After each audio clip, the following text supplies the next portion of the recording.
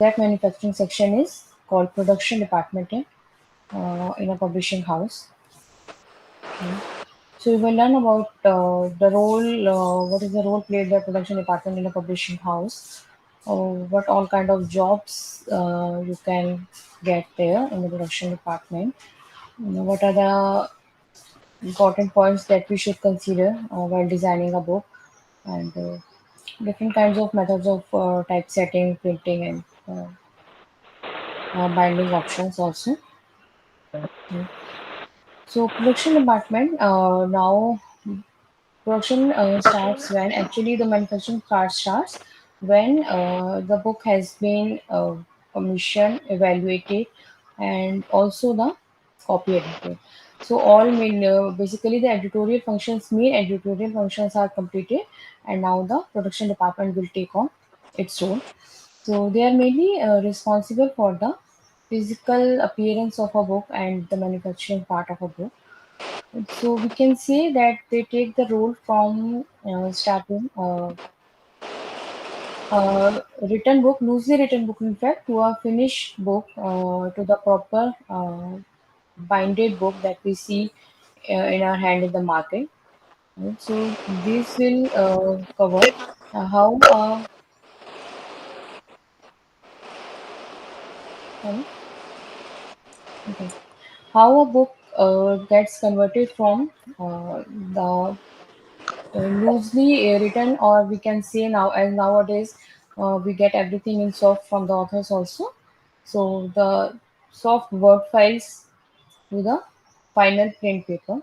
So these steps, this process covers all the process like typesetting, proofreading, printing, and binding. Right?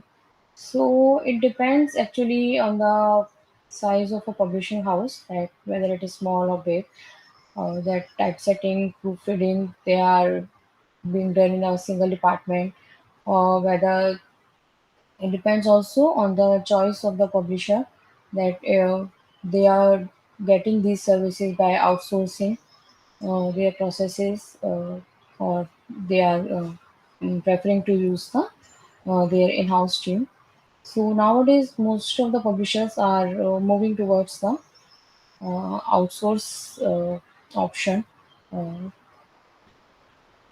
Basically, the publishers now are preferring the editorial functions in-house and the production functions uh, by outsourcing their projects to the small vendors, freelancers, these kind of outsourced people are there.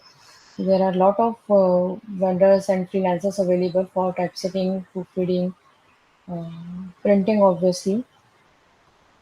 So the publishers are moving towards the mostly towards the outsourcing for the production aspects. Okay. So in a production department, basically at first there is a publisher, then the production manager is there, and then different teammates or subordinates work under them, like designers, graphic, proofreaders, and all. And because this chart differs in every company depending on the services operated by the publisher, like outsourcing or in-house.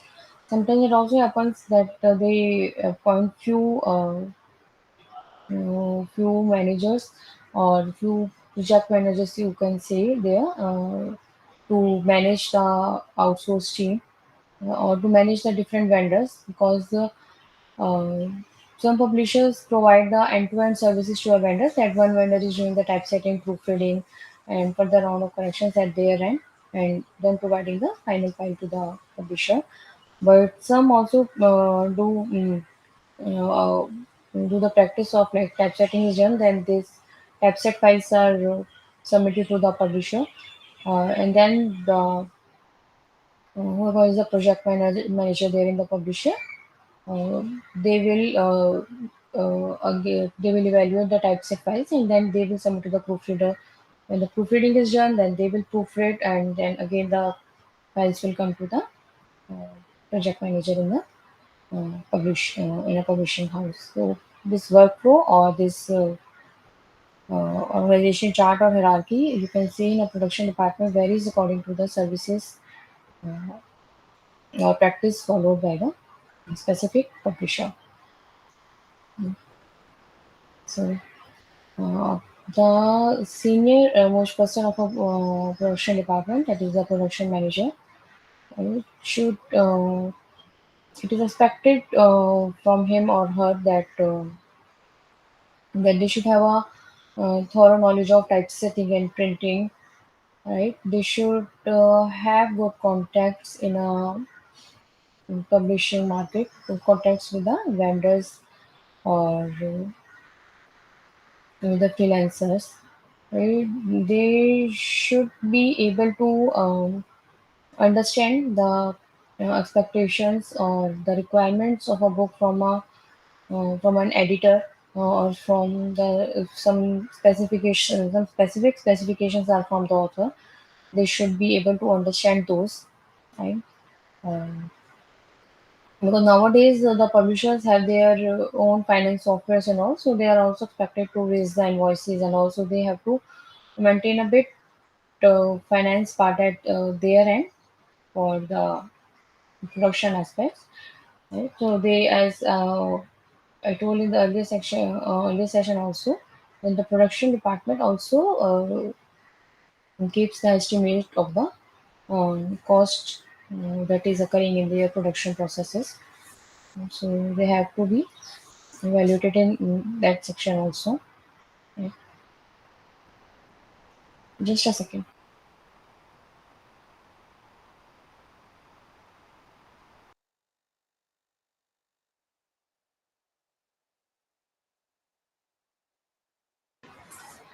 Right. So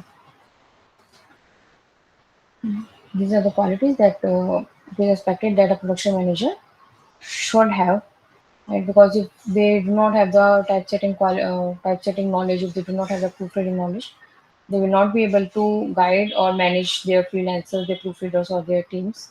So it is a very basic thing. So in the production process, there are mainly five stages in the um, five stages in the process. Right. First, the manuscript is evaluated. In the evaluation, the first of all, the production cost is there, because sometimes the editors also ask for the production cost before assigning the title or a book to the production department. Because of some specific reason, they ask for the costing of the book.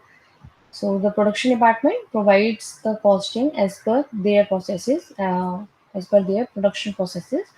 Like they will evaluate the cost of typesetting, of proofreading, of printing, right? So for these evaluations, the production manager or whoever is evaluating the estimate calculating the cost, they also need some information from the editor or from the acquisition department or development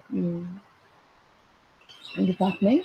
Like for the typesetting, they need that what will be the book size actually, so that and what will be the final layout of the book, right? So that's why the layout is also decided at the initial stages of the book only to finalize the costing and all.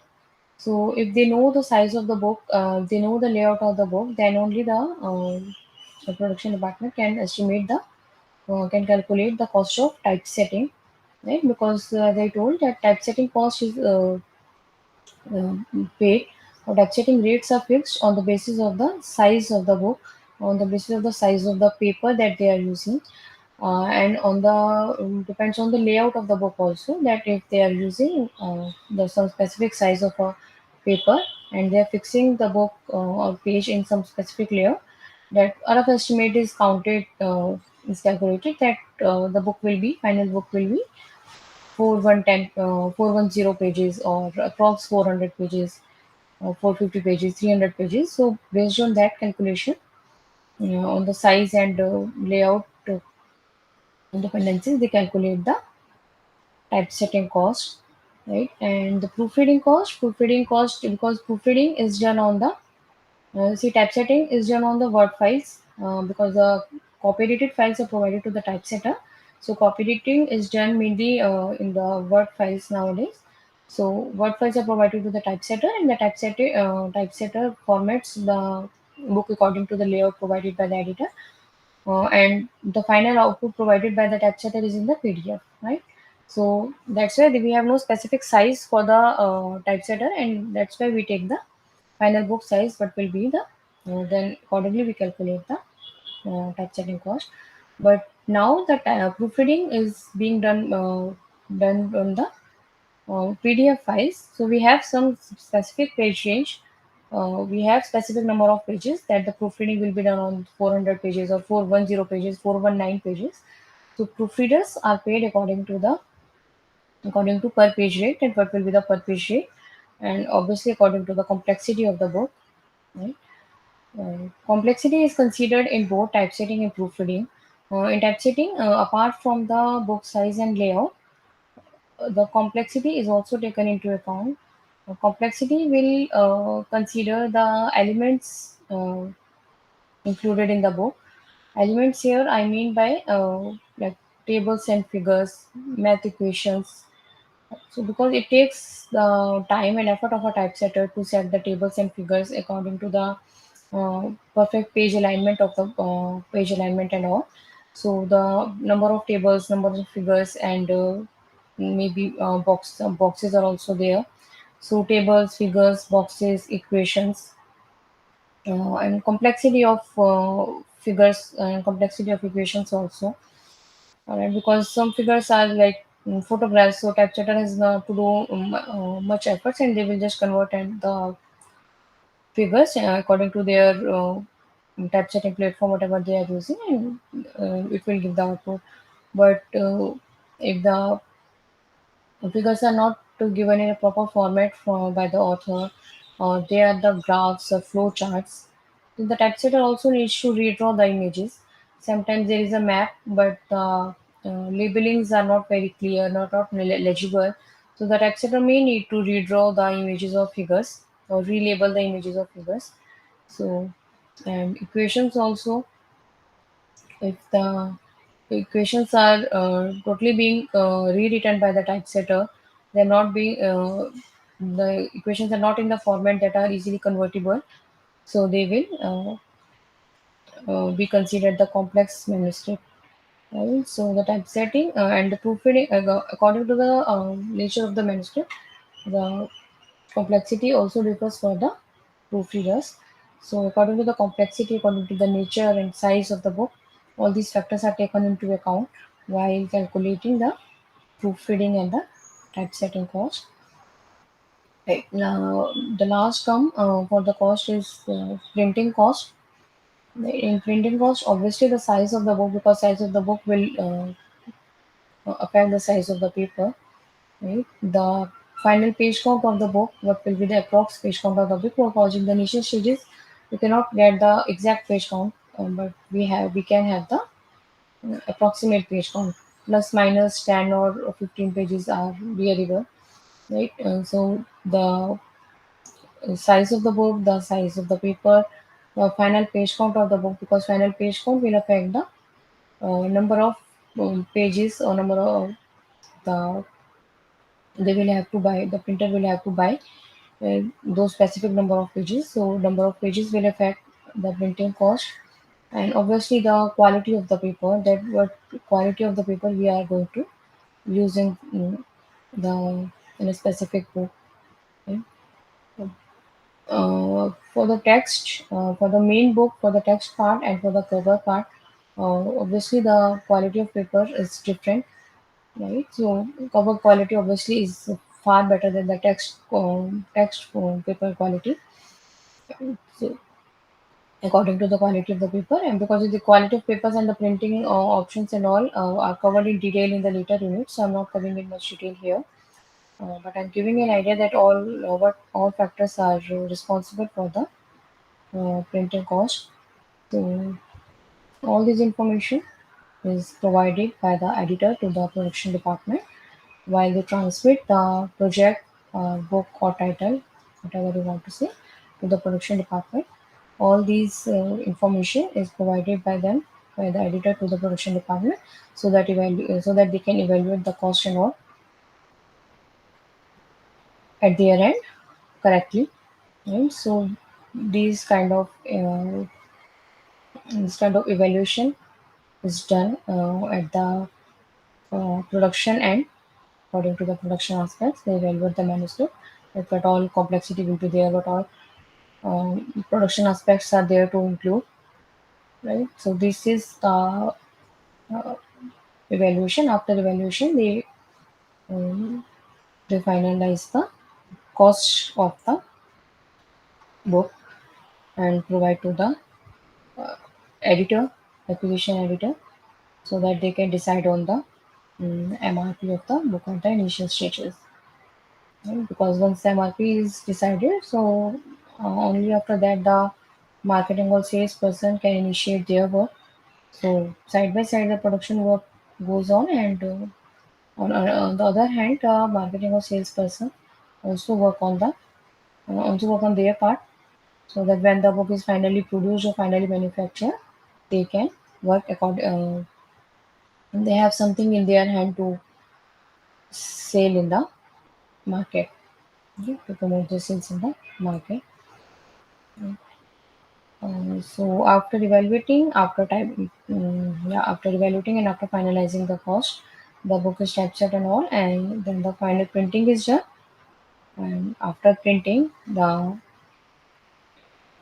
book is binded according to the specifications provided by the publisher to the printer, by the editor to the printer, depends whether the printing is being done in-house or outsourced. Mostly it is outsourced nowadays. Yeah. So the role of production department is very crucial. We cannot say that a commissioning editor is important because they are evaluating the manuscript as per the sales perspective or as per the competition aspects, right? Because the production department is finalizing the design of the book, the physical appearance of the book. Reader will uh, first have a look at the physical appearance of the book, right? And then only they will open the book and read the text and all, right? So the physical appearance is also very important, is as important as the evaluation and all of the and the commission editor or acquisition editor or copy editing end. It is said that a book don't judge by a book by its cover, but it is often done, right? So that judgment should be correct. That's why the role of production department is very important here. So, how a book is designed? A book is designed. I said earlier also that every step of the book, starting from the author's end uh, to the final printer's end, right? It should be done keeping the target reader in the mind. If we are keeping the target reader in mind, so the each step will be successful, or each step of the book production or evaluation process will be much fruitful uh, than the case if we are not keeping the target reader in a mind, or we are just evaluating every book in a standard way. Right? So each book and every book has its own market, has its own readers. So it should be done every step of a production or every step of a book. I would say that from the author's end, starting from the author's end, it should be done according keeping in mind the target readers. Because when the authors are starting to write their books, they know that finally who is going to read their book. Right? So it starts from there. So similarly, in the production department also, when they are designing the book, so they visualize the book as, because now they have only, when they're starting, so they have only a simple word files in their hand, right? But they have a visual picture in their mind that if we are designing a book or if we are setting the book in some specific layout, how the book will finally look, right? When it will go into the hand of the reader, how it will finally look. So it is a book is designed according to this point in mind. Right? So see, Earlier, it was a very complex process of designing and all, but now, as the technologies are emerging, we have the desktop publishing. Mainly for the typesetting, desktop publishing is followed these days. The typesetters follow different platforms. In most cases, the typesetters are using InDesign platforms and the 3 platforms. So different typesetters are using different platforms. So it is not a very difficult task nowadays. It is important, it is critical, and it is not very easy. But difficult aspect, not difficult. I'm saying in terms of the manual efforts required earlier, and that efforts have been taken care of by the machine these days. So technologies are emerging in the production processes also. So when a book is designed, first of all, if the subject matter is looked into, right? Whether it is a science book, whether it is a fiction book, whether it is a children level book, right? So whether it is as it is an academic book that will have a shelf life of n number of years. Because like if in a text, it is a textbook, so that text should be very clear and readable. It should have appropriate spacing. The sentences should have appropriate spacing between them.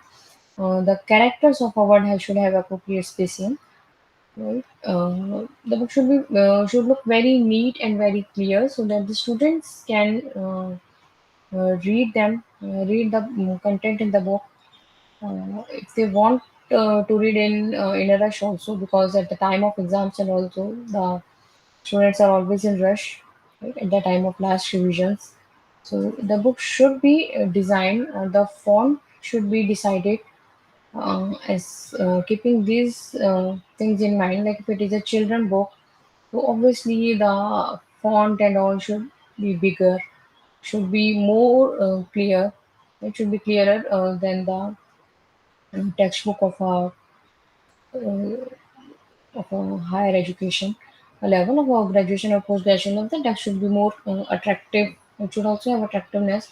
Uh, Also, we should keep in mind that while choosing the font should be attractive, but it should not happen that the attractiveness of the designing of a font is hampering the legibility of the text, right? Because it happens uh, that the text is very stylish, very curvy, and but when we are writing it in paragraphs or the some specific page is very content heavy, the text is not legible. So while choosing the fonts for the children books also, we should keep the this point in mind that the text should be very legible, very clear, very should be readable easily. Right? If it is an academic book, we know that the high-profile person, researchers, academicians will read those. So we can decide the font and all according to the subject matter of the book or the target reader of the book, as I said. Right? Attractiveness also of the book should be considered while deciding the layout. Obviously, the children book will be colorful and all. Will have more color because the colors attract children. A school book will have, or not school book, a textbook. I would say a textbook would have figures, tables, flow charts in there to make the concept clearer to the students. Right.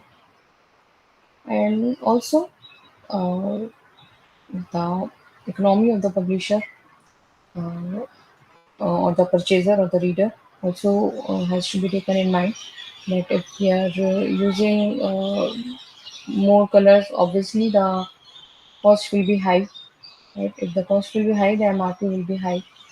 So if the MRP will be high, then obviously it will affect the readability. So these factors should also be considered. The colors should be decided uh, keeping in mind the final product.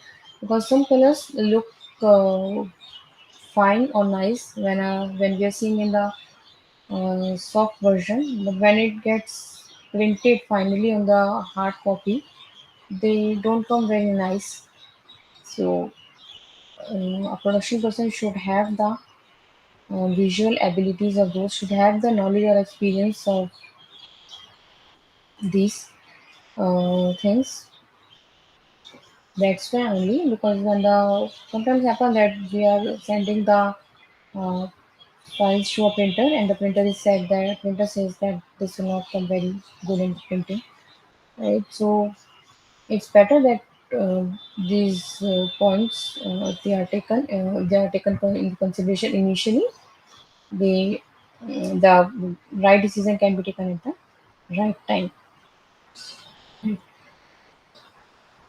So the cast off of the book, we have talked about this in the last session, right? How the cast off is done, how the page count is calculated.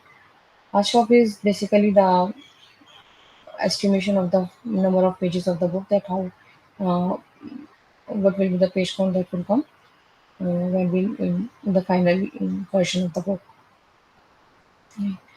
For the typesetting, like I told, mainly nowadays the desktop publishing is done. So earlier there were few categories, few methods that were followed, like these are photo typesetting, cathode ray tube. These follow different mechanics to typeset. These required more efforts than today's practice, that is desktop publishing. And desktop publishing is mainly referred as DTP in the publishing process. I hardly listen to the full form in a publishing house, desktop publishing, because generally the DTP is preferred. It is beneficial. It has many features that help the typesetters or the composers, you can see, because it can enable the multiple type of fonts uh, in a single document or a single page.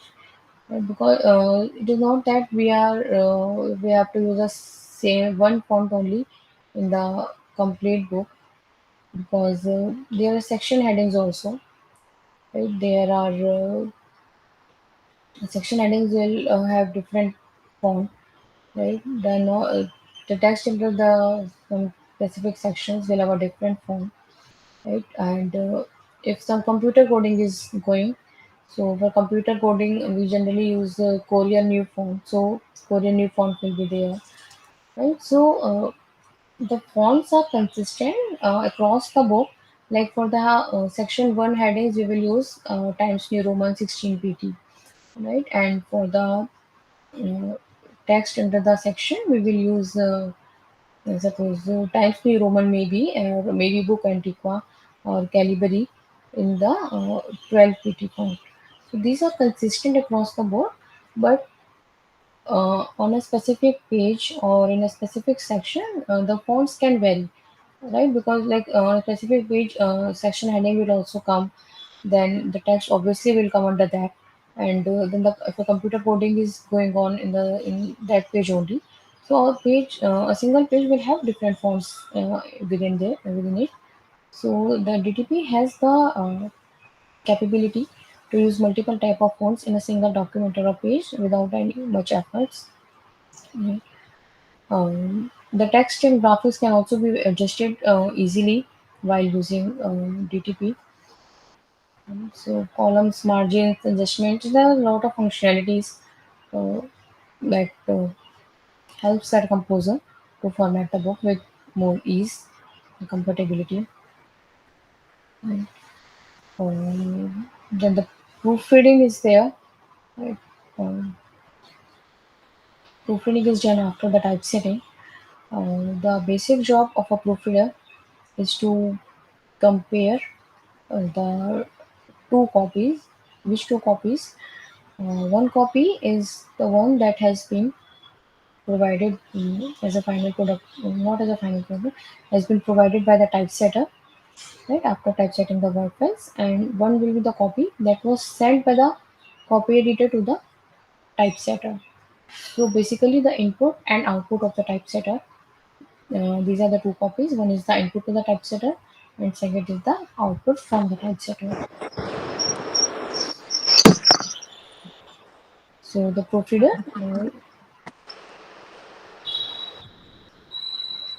proofreader will compare these two versions, these two copies, and give their inputs. They work on the PDFs only. Right? So the basic job of a proofreader is this, but they are not. Their job is not limited to the comparison only. They also look for the if there are any typesetting errors in a PDF in a proof, right? They also look for uh, setting of the tables and figures whether they have been set appropriately at the relevant place or not, right? They also look for the basic spelling and grammar errors because some publishers prefer only proofreading that is called PR, and some follow the EPR, that is editorial proofreading. Right. So in editorial proofreading, the proofreader has much more to do than just the proofreading. Right. So in editorial proofreading, the proofreader will go through the will read through the text that is given in the mm, manuscript pages, in the PDF pages, and will mark for the basic spellings or grammatical errors. Will mark for the alignment in the tables, whether the figures have been aligned properly or not, whether they have been set at the relevant place or not. Right? They also look for if a small image or a small figure is set in a very large space, so they can mark for the typesetter to set it at in a small space or to set it in the text wrap format. Right? So these kind of points the proofreader keeps in mind. There are some specific markings for the proofreaders that they take into account, um, like for marking the insertion, for the deletions, for these are mainly some much difficult to mark in the hard copy because earlier everything was done in the hard copy only, but now as the proofreaders are working on the PDF, so easier to mark the insertion and deletion also. And the proofreader reading marks are required to mark some specific things. Suppose the some character has to be done into the bold, italics. There are some specific markings for those. You can go on Google and you will have the complete list of the proofreading marks. So you should have the knowledge whether you are doing in the hard copy or in the soft copy because they are required in both because PDF has made the corrections easy for the insertions and deletion for replacement, but for other things, for other points, bold, italics, end dashes, and all, the proofreading marks are useful for a proofreader to mark. And the typesetter will also understand the knowledge, language of the proofreader. So some specific marks have been decided by the for the proofreading, and the every proofreader follows the same markings. So these are standards across the industry. These do not vary between the publishing houses. Right. Then once the typesetting is done, once the proofreading is done, after proofreading there are certain round of corrections obviously because once the proofreading is done, proofreader will also have some corrections and then it goes back to the typesetter because typesetter does not only typeset once. If they will typeset once, but if there will be any markings to be, if there are any corrections to be carried out after typesetting is done, so they will be done by the typesetter only. Right? They will be marked or they will be suggested by the editor or editor here is the production editor or the proofreader. They will be marked by those, but the carrying out responsibility of the carrying out of correction is of the typesetter only because they are working on the DTP platform. So an editor or a proofreader will not be able to carry out those corrections if a single comma has to be inserted. This needs to be conveyed to the typesetter, and they will incorporate that correction. Right. So 2-3 rounds of corrections are there because, as I said, once the proofs are final from the editor's end, from the production editor's end, they are also sent once to the authors or editors for a review. Because authors has seen their book, seen their manuscript when they wrote it, but now how the book will have the final appearance. So the final appearance, the typeset proofs, the final version from the editor's side are sent to the authors for review also. The authors also have the corrections at their end. So all these corrections are done, and so these normally the books normally have a 2 to 3 revision rounds. In some cases, more also it goes to 6 or 7 rounds also, depending on the corrections and depending on the manuscript. So once all these rounds are completed and the book is good to go for printing from the production editors end, this is sent for printing. So as I told, some publishers have printing departments at in-house only, and some are outsourcing these to the printing presses. Right? So and they hire or they appoint some 1 or 2 printing persons in the in the company in the publishing house, so that they can evaluate the manuscript according to the printing aspects.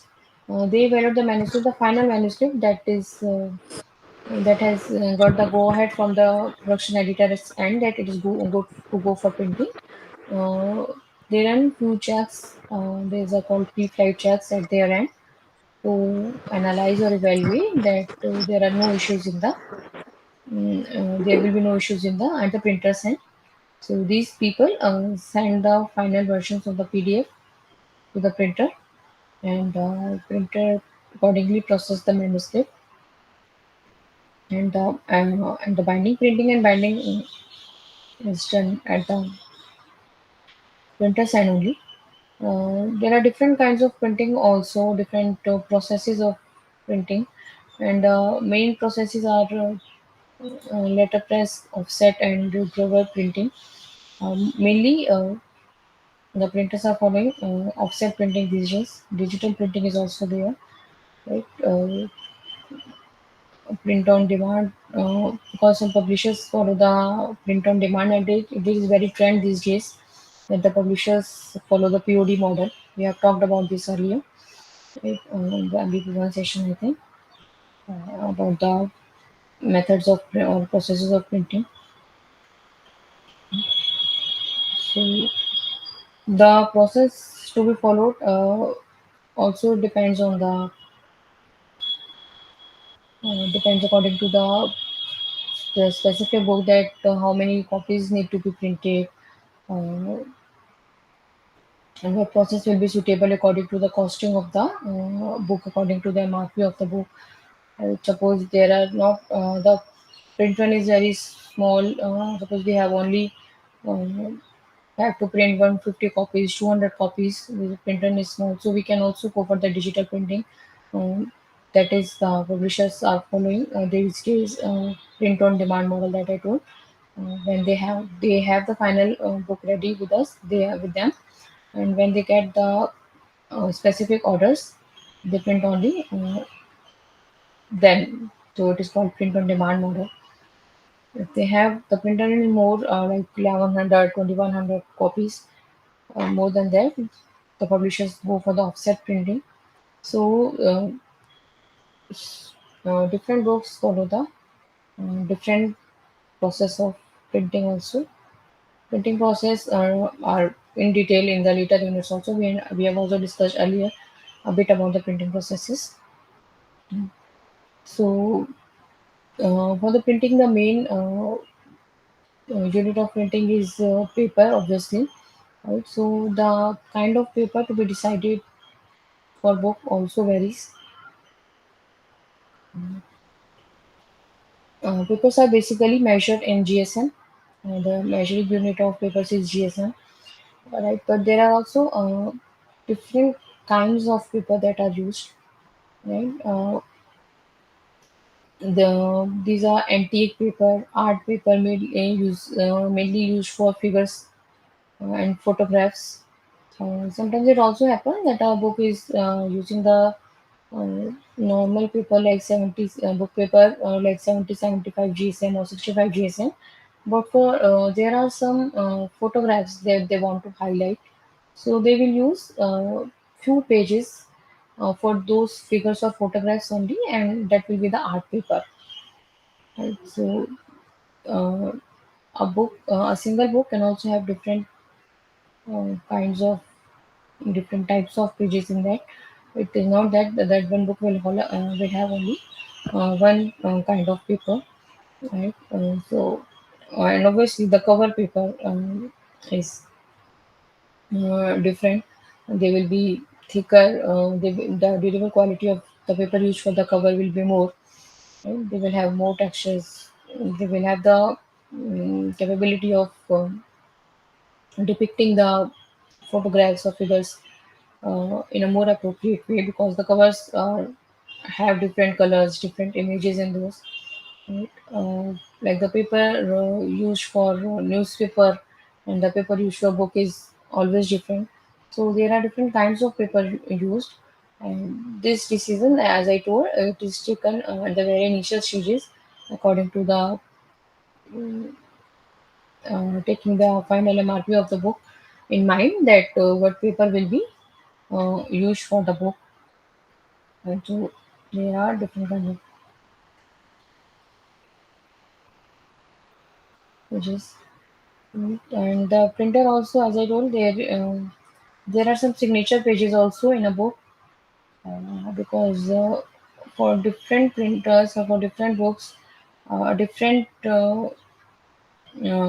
plates are used. So if the printer is following the printer has a machine that uses the follows the uh, plate of 4 pages. So the book will have the page count that will be divisible by 4. Suppose our book is ending at 398 page number, and we are following the 4 signature page model. So we will add 2 blank pages at the end of the book, so that there will be no hurdle in the printing. Uh, it also happens at some follow 4 pages, 4 signature pages, some follow 16 pages model. So according to that model, uh, the final page count of the book is get. If it is not, the text is not coming to the appropriate page that we want, then we add few blank pages in that. Will not be much, 1 or 2 blank pages in most of the cases are added, and we achieve the final target, that will be 4 signature page book. So if you are working in a production department in a publishing house and you are working on the typeset tools and finalizing the pages, you should always ask that what is the signature page count for loading that publishing house, so that you can appropriately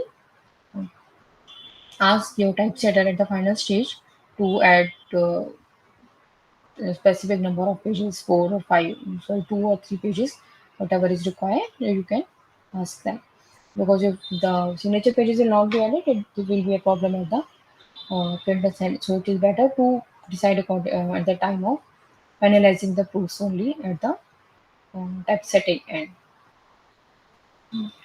So as we decide the paper, as we decide the design of the book, keeping the points in mind.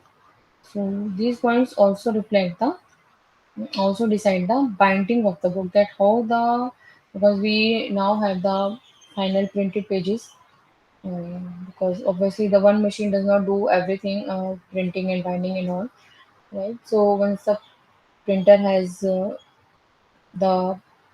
final hard copy printed in their hand, so then now they will start binding the book according to the specifications provided by the publisher to the printer. So there are also technologies emerging in the printing field also, right? So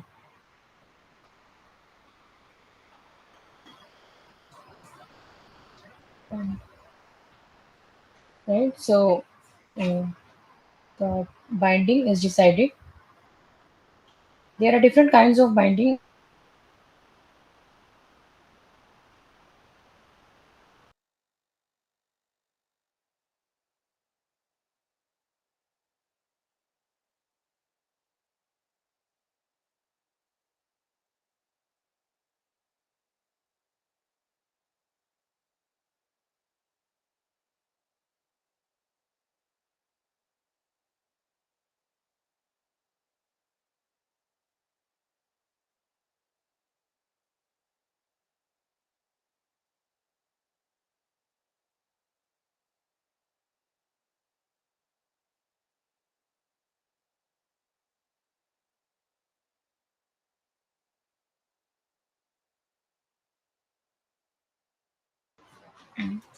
So there are different kinds of binding that are used. They are called hardback, paperback, right? Staple stitched is there, spiral bound is there, right? But mostly for the academic, for the textbooks, and for the novels and all also, we uh, follow the hardback or paperback binding. Uh, like it also depends on the binding mainly depends on the shelf life of the book. If the book has a longer shelf life, 10, 15 years, they are to be retained in the libraries. Right? So they have the shelf life of 10 or 15 years also, maybe more than that also. So the publisher will decide the hardback binding for these kind of books. If it is a textbook, uh, because the textbooks has a have a less shelf life, obviously 1 or 2 years, right? So they will have the um, paperback binding.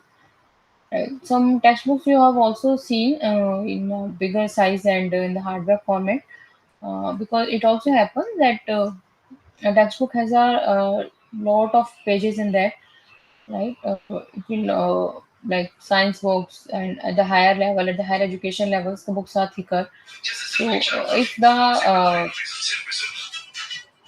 the publisher notes that the book will have has a high number of pages and the paper binding will not be able to handle it, so they will go for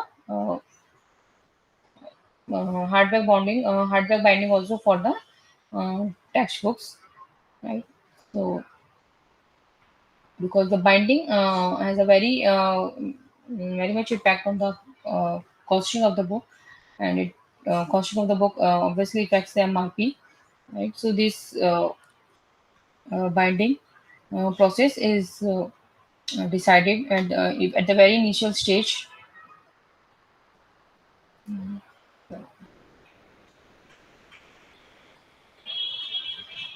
So this all is in the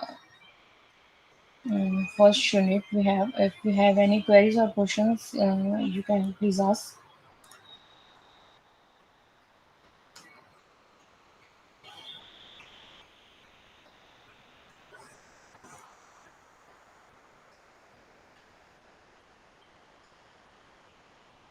Okay.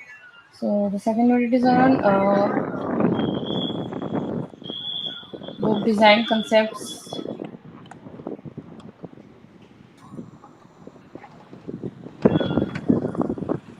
you want to say anything or ask?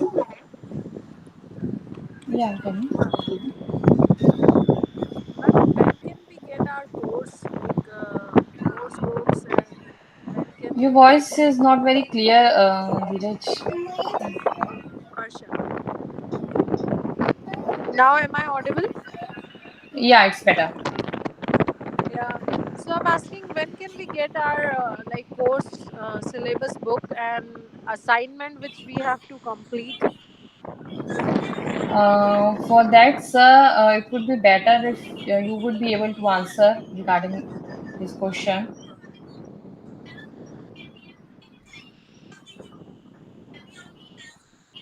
Sir,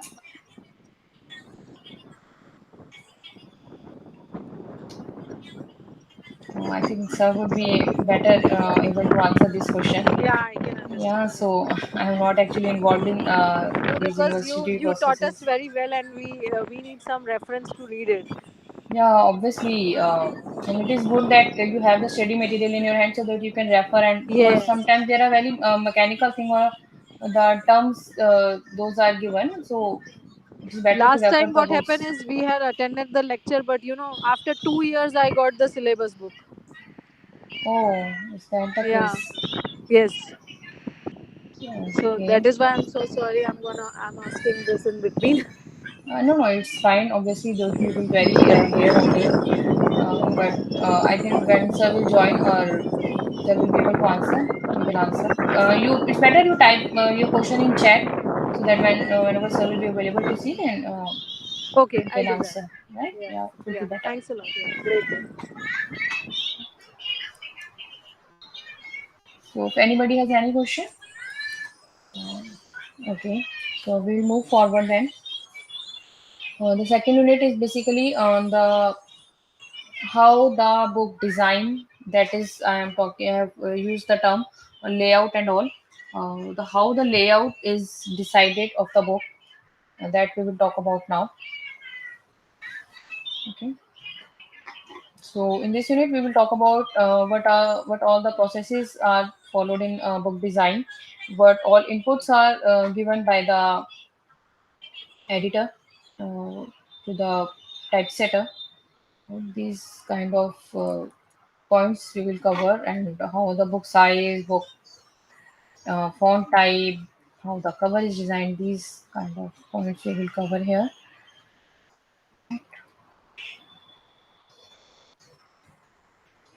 So as I told that whenever we decide the book layout of the book or the design of the book, we the production editor has to have a final visual image in their mind, and then how the finally the book will appear.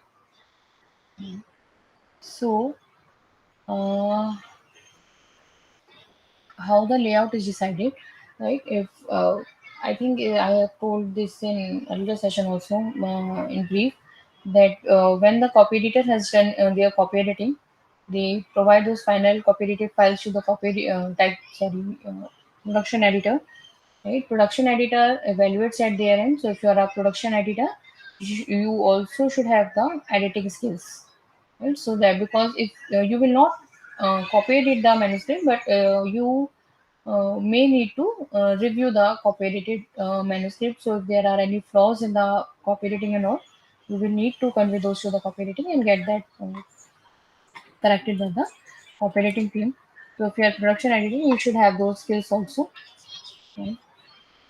So once the copy edited files are final from the production editor ends also. So now the task comes of the finalizing the design of the book. So design will cover all the elements of book of a chapter. Right? They will prepare one sample chapter at their end. Production editor here. Right? They will prepare a sample chapter. What they will cover in sample chapter? They will include all the elements, like for the front matter of the book, they will include that okay, we have the preface in there. So they will include some part of the preface, like few paragraphs, and they will include that in a sample chapter. And then they see, if they see that this is acknowledgement, so they will include acknowledgement, and they will include that in sample chapter. Now they will come to the chapter part, right? The parts of book are also covered in detail later. They will come to the chapter part. The chapter has chapter number, chapter title, then it has three levels of heading, section 1, 2, 3. They will cover all, some part, some chunks of text under those. They have figure, table, boxes. So all elements will be included in that sample chapter, and this sample chapter is provided by the production editor to the typesetter, and they ask that we have this manuscript, this kind of manuscript, and please provide us. And this is a textbook, academic book. This also needs to be conveyed so that the typesetter can also format the book accordingly. right? They ask that we have this manuscript, these elements are there, so provide us few samples of the layout of the book. Uh, they will typesetter will format the layout. It is generally of not more than 10 to 15 pages, and 10 to 15 pages everything is covered of the book, right? So sample layouts are provided by the typesetter to the production editor, and then they decide which will look better, which font is looking better, which font will come out better, uh, if some different designs are to be used. So if you are a production editor, you should also have some designing skills in your mind. Obviously, you will not design, but you should have the capability that you can visualize that if we are using this much shading in a box, or this much dark shading in a box, right, or in a table, so will it be looking nice after printing also, right? Because it happens that if we are not using very much high quality paper, that is not in the case in the textbooks generally, right? And if we are using very dark shading in the tables, figures, or boxes, whatever the elements are there, because the textbooks have more elements than the academic books or the fiction books, right? So these aspects mainly come in the textbooks part.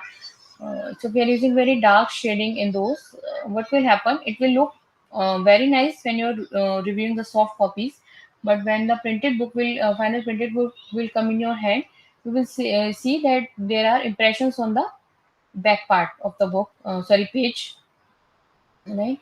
And obviously it will affect the legibility of the text that has been refined, edited, so many had so many rounds of editing, so many rounds of corrections, and finally it is not legible to the reader because of that dark shading on the uh, flip side of the some specific page, right? So um, that's why the thing that this is a textbook and what it is conveyed to the typesetter so that they can fix the layout accordingly. The fonts are looking better or not.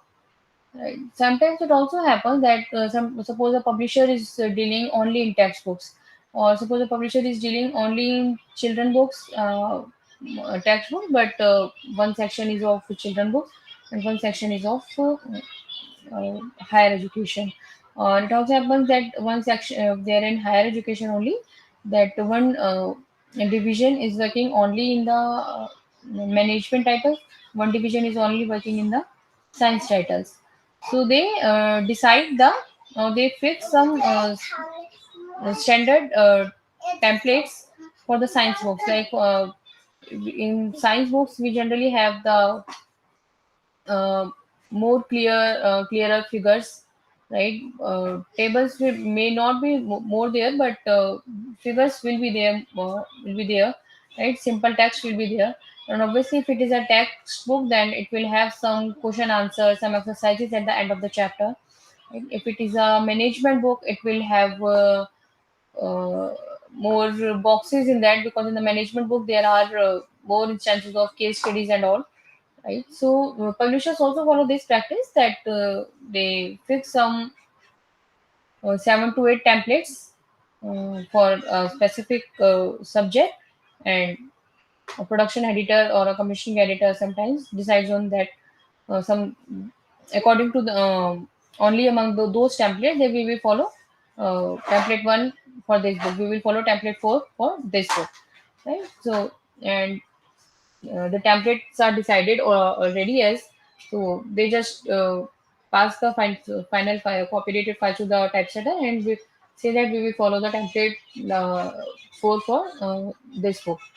So the time that goes into back and forth of deciding the template, that gets reduced in the production process if the publisher has already decided, they have already have some fixed layouts for their specific genres, right? So this practice is also followed nowadays, is in very trend to reduce the production time, right? So this is how the template or a layout is.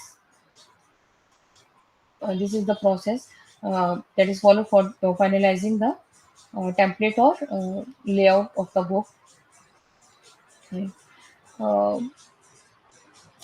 in most of the cases, in almost we can say all the cases, the production editor works with their managers obviously and the acquisition editors also to finalize the layout or template of the book. So you will need to work in coordination with other departments also. As I told that production editor deals with all internal stakeholders also and the external stakeholders of the publishing house. So one of the internal stakeholders is also the commissioning or acquisition department.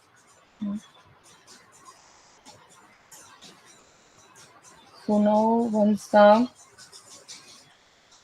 so now we will cover that, but all parts that I told that it will cover in detail later. So, but all parts of a complete manuscript of the book, because as I told, a manuscript, the file, the copy that is submitted by the author is called manuscript only in a publishing house until and unless it gets printed in either format digital or print. Right? So it is a manuscript only. So it has been divided into few parts. A manuscript is divided basically into three parts, like prelims, or we also say it to front matter, then the body or main text of the book, and then comes the back matter of the uh, book. Like in general, also if we write an article or if we write student life, schools life, we wrote essays and all. So we divide those elements also as per the we give some introduction, then we write the main part content in that, and then we end our article or essay accordingly. So the similar thing is there in the books also. So in prelims pages, we have a half title page, back of the high title page, copyright page. I'm coming to it one by one. Right? Suppose if your book title is Export and Import Management, Text and Cases, right? So the first part of the title, Export and Import Management, that will be called the half title, right? And if we include the complete title, Export and Import Management, Text and Cases, that will be the full title page. Uh, just a minute, I think I will I can share my screen to show you this. Just give me a second.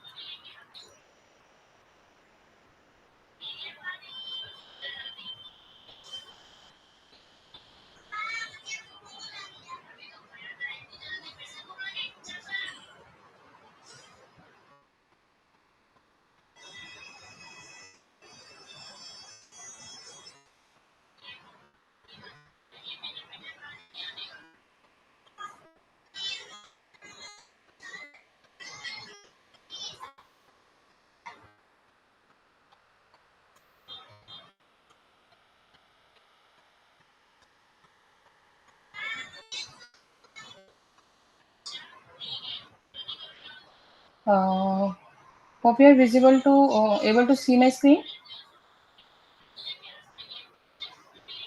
Okay, so see this is the starting of the book, right?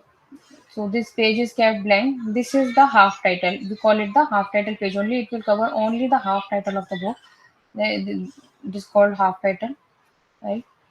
Then this is the complete title, Export and Import Management, Text and Cases. This complete will be called the full title page. Sorry, this is the full title page, and this will include the full title of the book, right? Then there is a copyright page. Right? It will cover title page will cover uh, the full title of the book, the author name, the company publisher name. Then this is the copyright page will come, and then the TOC will come. Right? So these elements are there. Right?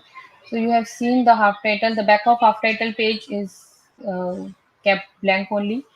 Then the title page, it actually is follow that the prelims part or the front matter parts pages always start on the right hand side only, because when a reader is opening the book, they want to see the it is preferred that they should see the content of the book on the right hand side, or the right hand side, not on the left hand side. So the front matter pages are always start on the right hand side. Right? The main page is at least half title, full title, or TOC is there, so they will come on the right page only. Yes, some specific pages like copyright page can come on the left hand side, because it is not very important to the reader, right? So it can come on the left page, but generally the practices follow for the right pages only. Copyright page I have shown you. Dedication is also included in the prelims part. Dedication is if the author wants to dedicate their book to some specific person or some specific institutes, so they write their dedication. It can be of just few words, one sentence or few sentences also, right? So dedication page is also covered in the prelims part. Then the acknowledgement is there. Sometimes acknowledgement is there that authors write their acknowledgement. They whomever they want to acknowledge. It may be some specific person, their family members also, uh, their institutes, their mentors. They if they want to acknowledge, or if they want to acknowledge the publisher also, some specific person in the publishing house, if they want to acknowledge, so they include their acknowledgement also. Acknowledgement can appear in two ways. If there are few sentences, like two or three sentences, the authors has included as the acknowledgement, so they can cover them in the preface also. Like the preface is going, and then at the end of the preface, a few sentences of acknowledgement is coming up, right? And if the acknowledgement has two or three paragraphs, it is about approx one page, so we can include it after also. As a separate section also. Right? So it can appear in both ways, and it depends and it varies on the book to book basis. It is not any standard practice followed by any publisher or followed by any standard. So it varies. It depends on the call taken by the editor, or it may be it may happen that there is some specific specification from the authors also. Right? Then there comes the content part, that is the TUC part, that is the prelim section. Uh, TOCs are also of two types. Sometimes there are only brief TOCs, that is the chapter number, chapter title are appearing, and sometimes they are very detailed TOCs there. In detailed TOC, what we do, chapter title we are giving, and then we are giving the main section headings, like section 1 headings we are giving, or section 2 headings we are giving. So how this is decided that we will keep only the brief TOC, or we will keep the detailed TOC, it depends, and it is generally done in the textbooks, right? It depends on the content heaviness of the book.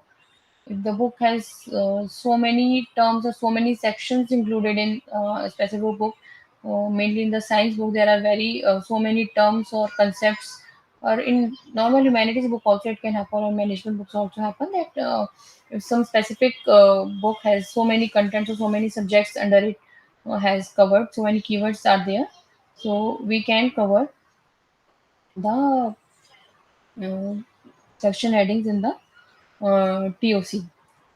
So to give this is to give an idea to the reader that but all parts are included in the TOC. If the chapter title is not able to express what all details are there, or what all important sections are covered in the that specific chapter, we include the section headings. Basically, this is the funda behind that, to include.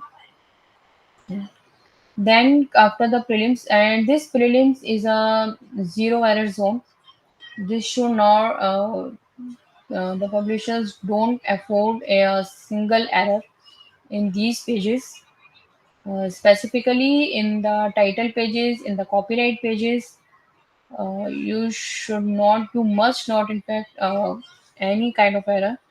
So the the number of times you receive the proofs, you receive the manuscript, you should have a look at these pages, because these are the most sensitive pages of a book.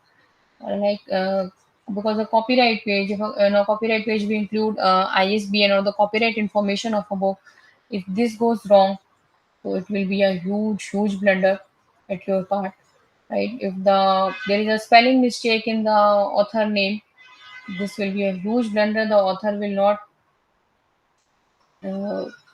not afford that.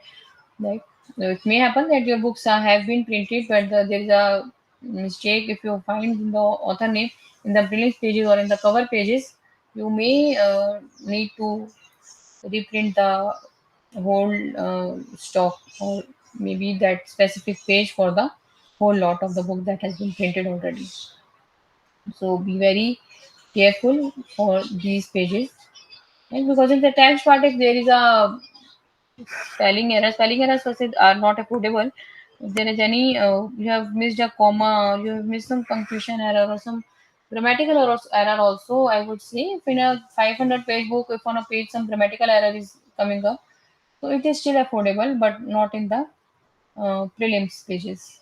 Right? So always be careful, be very careful for the front matter of the book, and through the face of the book. Then comes our body part. Body part includes all the chapters of a book. That is the main content that the reader will go through. So it will have chapters in that. Then comes our end matter or back matter. Every editor or every publisher refers this with their own terms. Some refers end matter, some refers back matter. What we get in the back matter, there are glossaries included for the book, appendix, if there are any, they will be included in the book. Sometimes notes also, uh, footnotes, I would say notes also appear. If the notes are appearing uh, in a sequence across the whole book. Suppose, for example, the first note is starting from chapter 1 and the last note is in chapter 15. That is the end chapter of the book. So if there are, these are sequenced across the book wise, so they will appear at the end of the book. That will be included in the back matter only, right? Then there is a bibliography section or reference section for the book, index of the book. If you want any detail regarding these terms, like appendix is a mostly an additional information. Or the book, suppose the book is on accounting, and uh, GST says an old term, but if some new rule has come out, suppose at the time of GST, the when the GST was announced by the government, and if the author has already written a complete book and it is in process already, so they can include just as an appendix of the basic rules or basic standards of GST. So it can be included as an appendix. If the book is on some another topic and they want to include some additional information, I mean, I want to say that they can include as an authors here. They can include as an appendix of the book, right? Um, so and index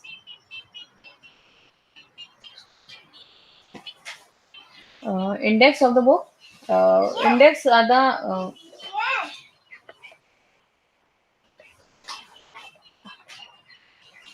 index. Indexing is done mainly by the professional indexers. These are also, this is also one field in publishing, that in professional indexers are there. They create the index of the book. Index is basically the map of the book, we can say. The indexer goes through the text, goes through the content. Um, they include the main terms, main keywords of the book, uh, and they give the page number. Uh, For indexing, you can uh, understand by very we give you very general example that we all follow these days.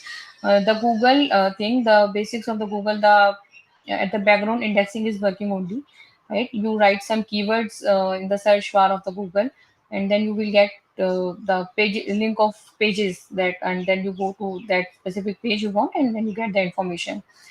Similarly, the book has index. In index, we include the main keywords from the discussion of the book, and we give some specific page numbers. Yeah.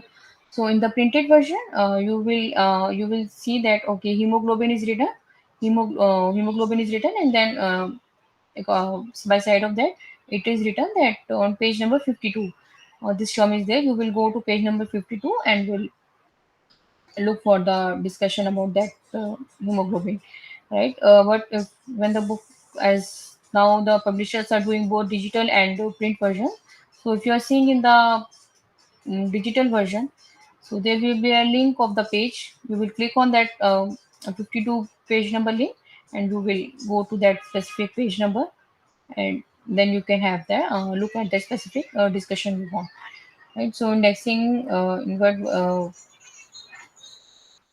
is the map of the book, that where you will find which information, right? So this is also included in the back matter of the book. So these are the main parts of a book, and you can see in any book you will have these.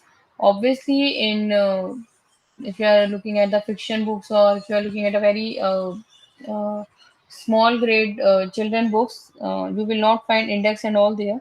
But yes, if you are looking at your higher education books, college level books, or academic books, if you're looking at, you will definitely find index or these detailed TOCs. Bibliography sections are there. References section is there. Reference and bibliography, this is also very important part of the book, yeah, because when an author is referring some is taking some information from some published resource, they have to give the source of that information, that from which book or which paper, which conference, from which video, from which magazine they have taken that information, of which URL, which hyperlink, from which hyperlink they have taken that specific information. They need to give those details in the book, and they include those in the reference section in the book. Like reference is also there. Some books have reference section, some books have bibliography section. So the main difference between the references and bibliography, see, visibly they will be exactly same, that they are including the published sources information, books, journals, magazines, newspapers, press conferences, these kind of things. Information will be there, but actually what happens that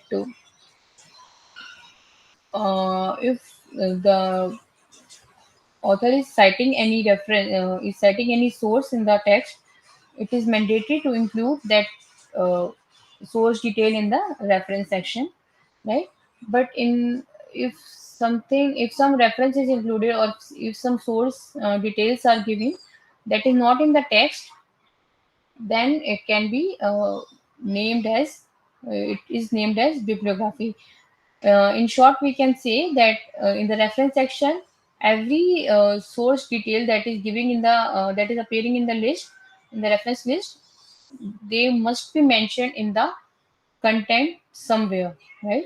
But if it is a bibliography, it is not must to have that source information or the citation of that specific source in the text, but it may be there, right? So bibliography can be for the further reading of the reader. It can act as a further reading for the reader, that you can refer to this book, but the author has not taken any information from the specific book, but you can refer this book also if you want to have more details regarding some subject or some topic, right? So reference of bibliographies are there. Footnotes are there. So these all are covered in the back matter. Mm. Casting off I have told many times, so I will not cover it here.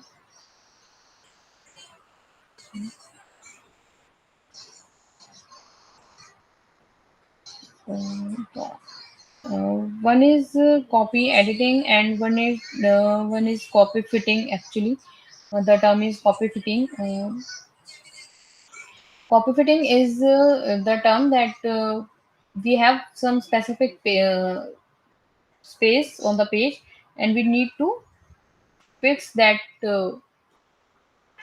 some text into that space only. So uh, this is the decision, or this is the technique applied by the typesetters or composers, right?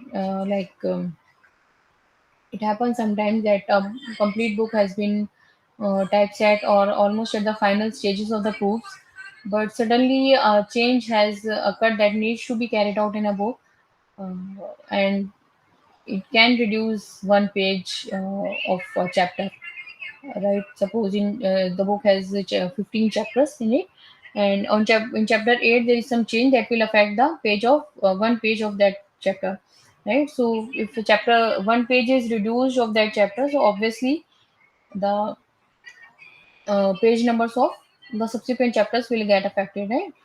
So it is told to the typesetter that fix the elements or fix the content of that chapter, like visibly that there should not be any difference, but fix the content in that way that the page should not be reduced.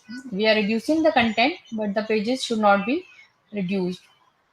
So a call is taken accordingly by the typesetter that how to adjust the some specific content on the reduced content on those specific number of pages after reduction of the content also. So it is done by adjusting the alignment, but not alignment, by adjusting the space that is appearing between the headings, uh, by minor changes in the font size, that the visibly it will not look different when the final print copy will come out. It will not look different, but it will adjust the space, right? Because if the printer is able to manage 5 or 6 lines also, or seven eight lines is coming on a new page, so it will adjust the whole page of the that specific chapter, right? So it is called the copy fitting art. And if you have any queries regarding the designing and all, you can ask. uh, the book sizes and all are here. Book sizes are see the book sizes are have also have different terms. They have different measurements, right? Some publishers refer them by their names only. Some publishers refer by their sizes only, right? We have names like Demi size book, Royal size book, Crown size book, so double Demi size book. So there, if there we are talking about different sizes, so their measurements are differing in their inches, in the millimeters. The measurements of pages are being different, right? So there are different measurements for different pages. So they are referred differently in the different publishers, but the basic standard sizes of the pages obviously remain the same. Right. So to also adjust your pages, to increase the pages, we can use the margins of the book. Uh, the margins are the area, you can say, of the book. You see, when you read a book, there is some space between the actual text and between the actual edge of the page. So that blank space in between is called the margin of that page. Right? So adjust the sometimes the pages and all. We also play with these margins. Sometimes to improve the appearance or the attractiveness of the book, we include some notes in the uh, some definitions in the marginal parts, marginal area, minor columns. Some also refer them as minor columns. All right. So we include the notes part there. Some definitions we can put there, or if we don't have anything and still we want to increase the pages, we can just give that marginal column some large part of the marginal column for the notes section of the student or the reader, that if they want to make some notes they can make it here. Mm. So selection of printing process, selection of paper process we have discussed. Cover also we have discussed that what all are there. Three parts of cover we have discussed in the earlier session: front cover, back cover, and spine.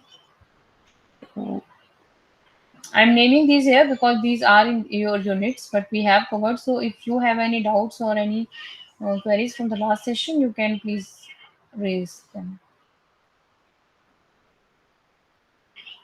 Like binding, formatting of the book.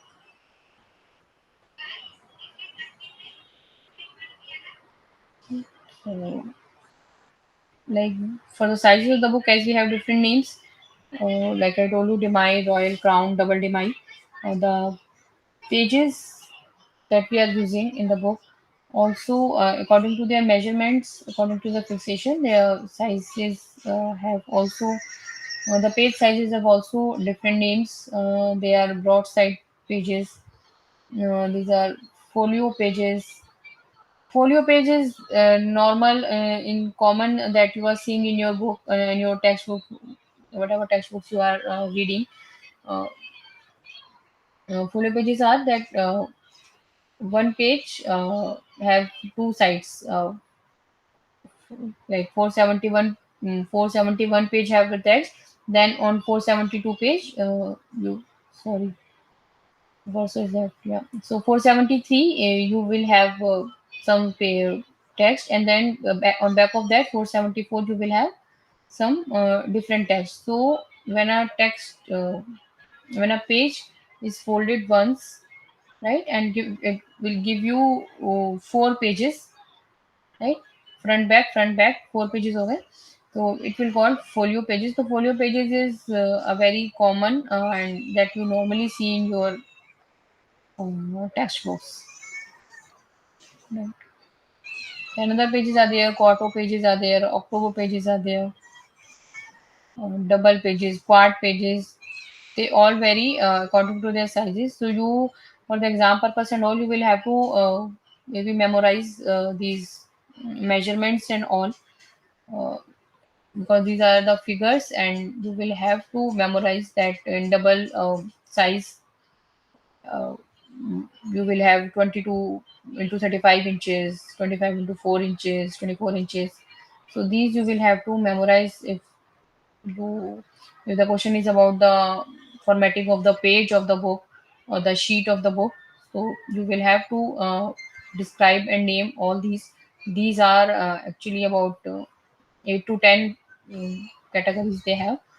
You will have to memorize these names as per their actual sizes of the book.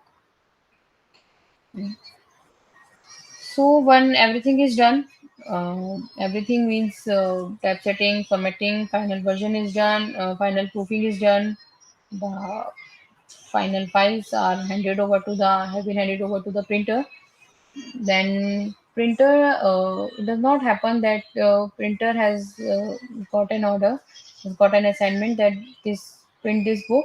This book has a print run of 2500 copies and print them. Then the printer will not print them in one go only, right?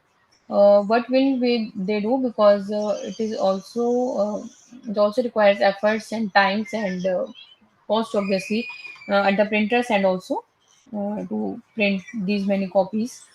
So they first prepare the dummy of the book. They get the approval on that from the publisher. Once the publisher approves that okay, this is fine, then only the uh, specific printer is printed at the printer's end. Right. So, what is dummy? Dummy can be defined as a final um, final look of the book.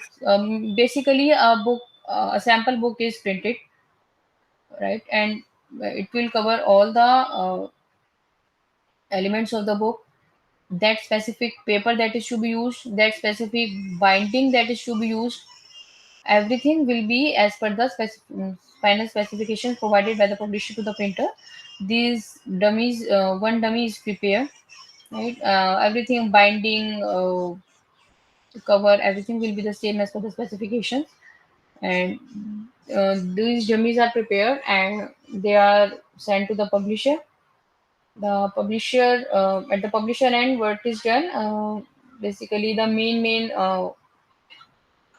persons like acquisition editor or production editor also, they look at that. They have a glance at the final look of the book, because at that time you will not edit the content, right? You will not evaluate the content. You will have just final look at the appearance of the book, and you will approve that. And if you want to make any change, you will ask them to make the change on the printer, right? And then they will be uh, printed. The books will be printed by the printer.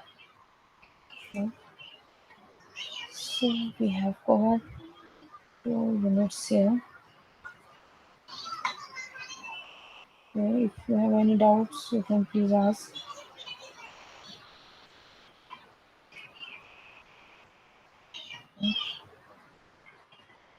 So there are many parts of the book that we have taught. Then in your books, in your study material, I've seen that there are given differences between the newspapers, books, magazines. So while you prepare for your exams, you should uh, cover the differences between the newspapers and books, the differences between the magazines and the book, because you may have the descriptive questions regarding these, right? Because the publishing industry is not only about the book. You The diploma is only the courses of the books only, but it is expected that you should have some basic knowledge of uh, other other genres also, right? So a basic difference between the books, magazines, and the newspapers are there are so many differences. I say.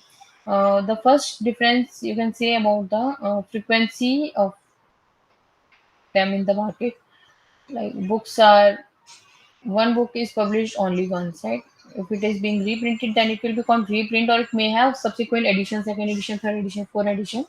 But one book will be published only once. Actually, not printed, because uh, printing and publishing both are different. Till now, you must have known, right? So, book will be published only once in its lifetime. But magazines, newspapers, they are published at the fixed intervals.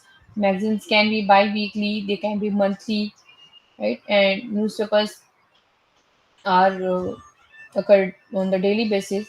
So their frequency is a factor uh, that makes the difference between the books, magazines, newspapers, these kind of things, right? Like books, subject matter is also different. Books are only on one specific topic. If one book is talking about politics, so and some specific element of politics, right? So it will suppose uh, anything we can say that micro reforms in politics. So it will talk about only about micro reforms in the politics, right? Yeah, micro changes in the politics. But if it is a magazine about politics, so it may cover different aspects of politics in a single magazine, right? Uh, if if it is a newspaper, like we have Economic Times, that is mainly based on the economy, so it will have all news about that specific subject. So basically the book is more specific, and the then the magazines, and then the newspapers. Right? The shelf life is different, obviously. The books have more shelf life than the newspapers and the magazine. Magazines have 15 days, maybe a 1 week shelf life, but the newspapers have a shelf life of day also. And the shelf life differs. And also, it is obvious that when the shelf life is more, the more efforts, more editorial efforts, I would say, obviously, the efforts go in magazines and newspaper publishing. The more editorial inputs and efforts are required for a book, right? Because you know that once a book is published, it will at least, if it is a textbook also, it will remain at least for 1 year in the hand of students, right? But if it is a newspaper, you will read an article in the morning and then you will not touch it again, right? If it is a magazine, you will read it for a week if it is a weekly magazine, and then you will not touch it again when you will receive the uh, new version or new imprint of that magazine. So, the newspaper also, the book also, the shelf life um, fixes or decides the editorial inputs or efforts required for that specific element. Okay, market, the thing for which we all work in a publishing house or in any industry. The one book has a some specific market for that book, but if it is a like if it is an academic book, then we know that the researchers, the scientists will read those reference books, will read those academic books. If it is um, a book on HR, so we know that the HR graduates or postgraduates will read those, right? But if it is a newspaper, it is a vast market, right? If it is a specific newspaper, also like Economic Times, mainly talking about the economy of the country or the world, so it will have a wider market, right? If it is a magazine, it will also have a wider market than the books. So then, for the sale aspects, if we see for the news magazines and all, nowadays there is a trend of subscription, right? So once the some specific numbers of subscriptions are there, the magazine publisher knows that okay, we have these number of subscriptions and we will be able to sell these many copies. But this is not in the case of books, right? uh, Obviously for some specific books, if there is a buyback option, I have told earlier that if the author has asked the publisher that you publish the book and we will purchase the some specific number, suppose 500 copies or some 1100 copies, the whole stock from you. So this is called the buyback thing. In these instances, the publisher knows for sure shot that okay, if we are printing or we are publishing 1100 copies, we have the already the order of 900 copies, right? But it is not the case every time. Because the publisher has to make the marketing effort. The sales person of the publisher make the effort for the sales, and these efforts decide that how many copies they will be able to sell in the competitive market, right? So these sales criteria are also different in books, magazines, newspapers, right? Because the newspapers also have some specific readership, because a newspaper seller knows that these many houses or these many people will I have to in the morning, they know that to how many houses or how many people they have to deliver to the newspapers, right? Okay. Then one thing is advertisement. That is the main source of revenue for the newspapers and magazines these days, right? But this is not the case for the book. In the book, we are not giving any advertisement. Yes, we give advertisements for their own published books. Suppose if publisher is publishing a book on management and they have some management book, earlier management book also they have published, so they can include those earlier published books advertisements in the current book. They use the space on the cover for these, right? Like I told earlier, inside front cover and inside back cover, because on the cover page outside there is a matter, there is a content, but at the back end when you open the book, the blank space is there, right? So sometimes the publisher use those blank space on the flip side of the cover for giving the advertisements of their previously published book, right? But and it depends also that uh, a reader is reading those advertisements or actually referring someone to those or actually going to read those advertised books. So that's why the advertisement does not have much impact on the sales of the books, right? As in the case of the newspapers and magazines, because they generally are the main source of revenue of the newspapers and magazines is the advertisements. But for the selling a book, a lot of efforts goes in marketing, in the sales of the book. So the sales department is considered very crucial, very important in a publishing house, right? Because they have to make efforts. They have to visit the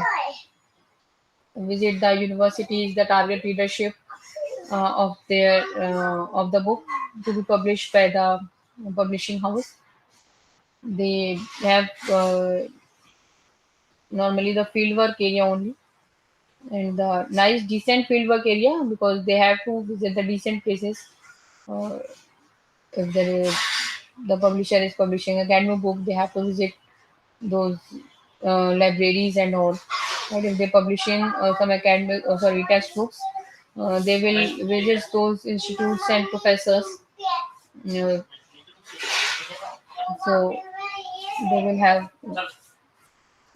Just give me a minute.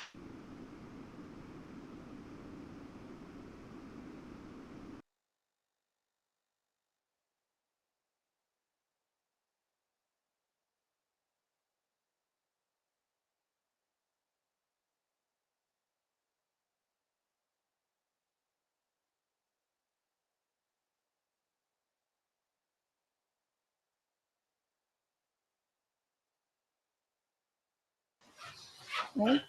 So the role of the sales department is also very crucial. So now we have covered 3 units of MVP3. There are 7 units, I guess, in this MVP3. 4 units we can cover in the next session. Right? That is about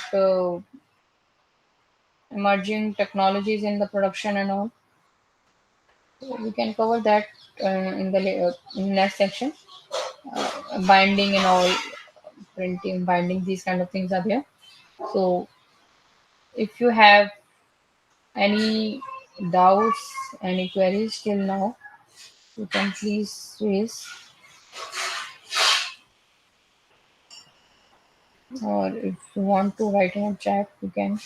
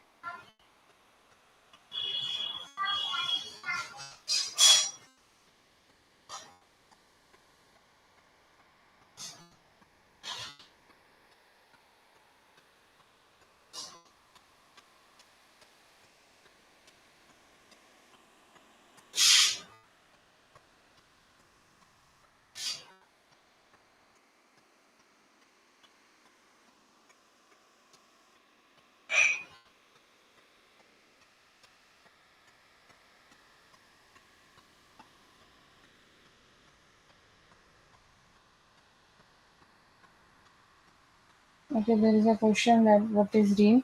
Ream is the term mainly used in the printing process, right? A ream is a standard quantity of paper. You can quantity unit of paper. Like one ream is consisting of 500 sheets. One ream is consisting of 700 sheets. To according to because when the printer gets to know that the book has these many pages, 400 pages, 500 pages, and we will have the signature pages. So accordingly, and this is the size of the book that the book will come out in which. So they accordingly they purchase the reams of the paper. This is the ream only. This is basically the term in the printing that one ream consisting these many sheets. So according to the number of pages of the book and all, they purchase the ream and then the costing comes out of the book. And what which section you are talking about here? I'm not very clear.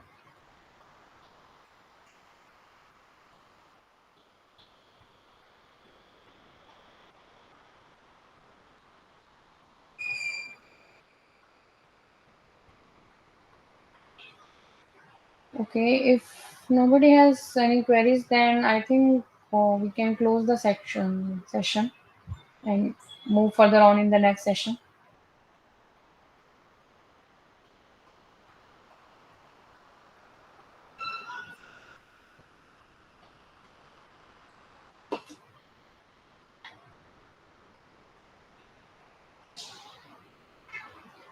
So, sir, can we close the session for today? Yes, ma'am. Yes, ma'am. I think we can close the session. Uh, Thank you for joining in, and I also And thank sir, all so for the joining. few students have Dheeraj have queries for regarding study material and all that they are not receiving. So when will Yeah, they receive? Shadinath, I have So, given the reply on the chat itself. Assignments, they will have to contact directly the school or the program okay, coordinator. okay, you have. They only will be able to solve the issue related to assignment. However, the study material link I have already given on the chat. Those who wish Sir, to actually, it take it, is. they can definitely Please copy it. send. Sir, please send the link again. Pardon me? Please send the link once more. Okay, it was on the chat. Anyway, I'll send it, put it once again. Yeah, please do that. Thank you. Okay, Yeah, then fine, sir. now I have put it once again. So you can copy it and you can uh, use it as and when you like. Definitely, the study material, every bit of study material is available there, so you can definitely utilize that. As far as the assignment is concerned, please do write to your program coordinator. They will be able to fix up that issue. Uh, I think these were the two issues which were raised. Yeah, Sir, yeah. where I have to write about the assignment? That is when you go through the study material, there is a particular book that is the program guide. In that, Yes. access of the course coordinator is given. I suppose is Mr. Pramod Kumar. Okay. Thank you, sir. Um, Thanks a lot. Pramod Kumar from the School of Humanities. So, uh, just a second, I will try if I have his email ID. I'll just check and let you know in a moment. Yeah. Please, sir.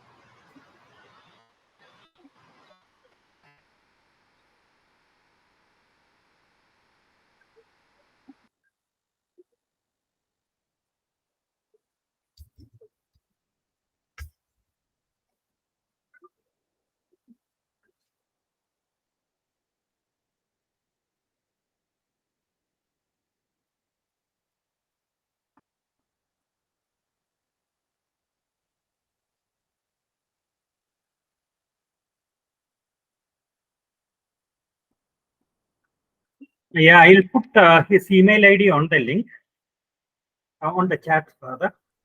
Thank you, sir. Thank you very much.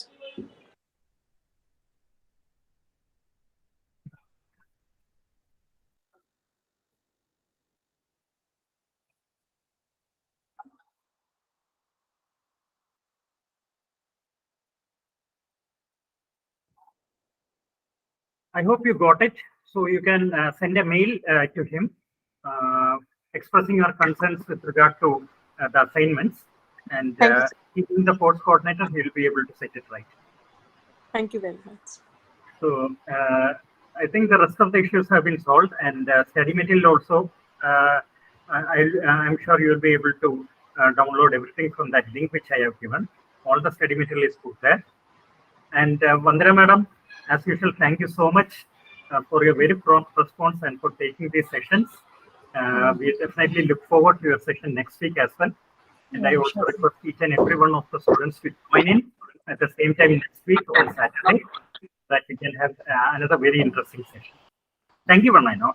Sir, in the Yeah, email thank you, ID sir. that you have sent, Thank you so uh, much. Yeah, Ambika. yeah, the email ID that sir has sent, is it PARMOD or Pramod? Yeah, it is PARMOD. Okay, sir. Yeah, thank you. PARMOD. Okay, okay, okay. Thank you. That is right. It is not ERA, it is PARMOD. Okay, then. Thank you, sir. Thank you, everyone. Um, We will meet again Thank you. next week, Thank you, Saturday. ma'am. Thank you so much. Yeah, thank you. Yeah. Okay, bye.